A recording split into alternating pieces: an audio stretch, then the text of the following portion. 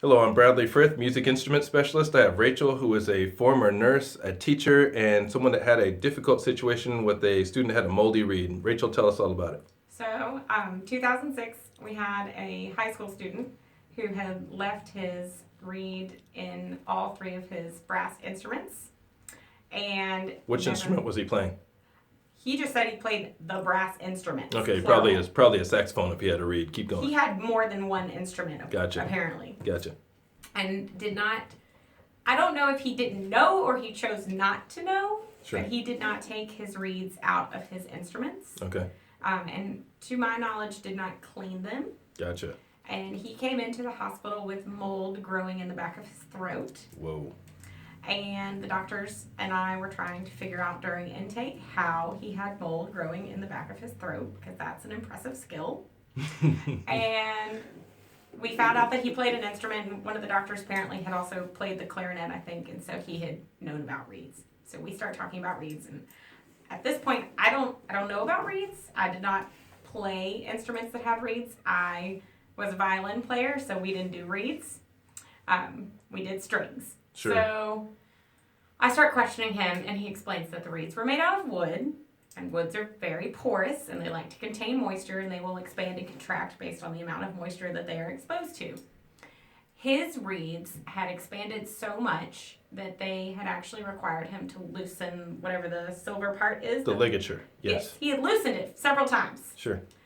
Because the reeds were expanding. And But so he never took it off, is what you're saying. never took it off. Wow. He didn't realize he was supposed to. Wow. I guess. Are you supposed to take it off? Absolutely. Every Okay. time. Every time you play. Oh, super. So he had never taken it off. He said, well, I knew something must have been up because I kept on having to loosen it, but, I just kept going. So what had happened was that the reed had filled with moisture so that it had, they brought the instrument in. And it the next day. expanded. Yeah. It had expanded width-wise, but apparently, I didn't realize how thin they were, but his reed was about this thick. Wow. And height. Also? Yeah. Okay, so... Yeah, I'm with you. No, anybody that plays reeds understands so they're like exactly what you're saying. and Yeah. it went from being like paper thin, Yes. because the doctor brought his instrument to show me so I could see the comparison. Yeah. So it was like this thick. Oh my gosh. And we got one of the physical plant guys to cut it out for him. Sure. But when he cut it out, the reed was not actually wood anymore.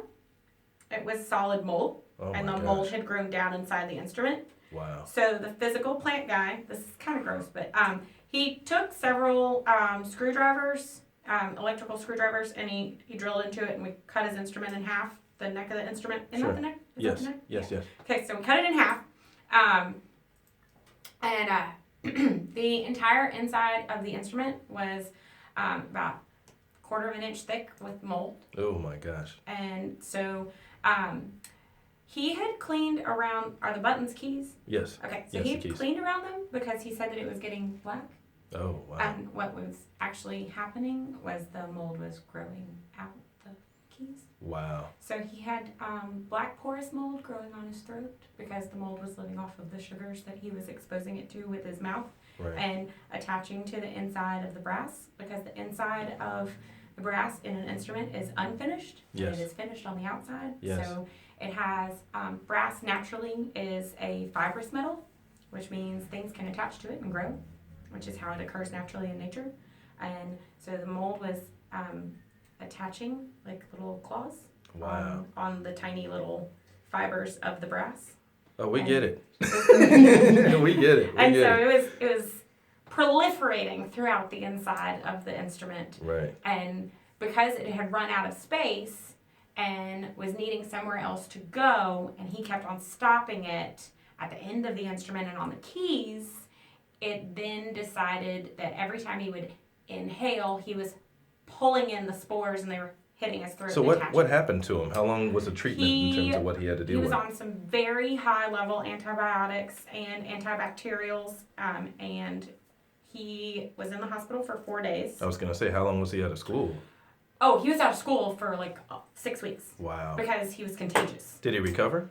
to my knowledge. Good. He did. Good. I did good. not see him again for I want to say about 2 months. Sure. He came back to say hi and Yeah. brought his clean instrument to show. And his Dr. clean self. Yeah. And his clean self. Yes, yes. But he was on an antibiotic regimen Sure. that was a daily regimen that was going to last for about a year. Wow. And we also had to, so his music teacher Uh-huh.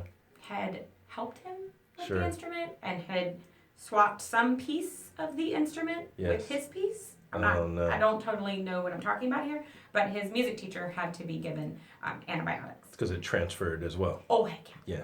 Yeah, it's Yeah. contagious. yeah. Oh, yeah. Well, you know what? We're going to stop here because everybody's grossed out forever now. Hopefully so. I hope we created some shock value and agitated some people that just thought they were okay and not me and all that. So for everyone that thinks not me, good luck with that. Clean your instrument. Yeah, exactly. Exactly what she said. That's a great way to end it. Clean your instrument. Thank you, Rachel, for your time.